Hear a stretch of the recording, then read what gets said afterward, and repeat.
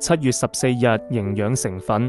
曾幾何時，謙卑似乎是迫不得已吞下的屈辱之果，而此時此地，它卻成了那種能帶來寧靜的營養要素。12步驟和12個傳統第59頁。我是否經常關注自己的問題和挫折？當我過住良好的一天時，這些問題就不那麼重要了，我也不會那麼看重它們。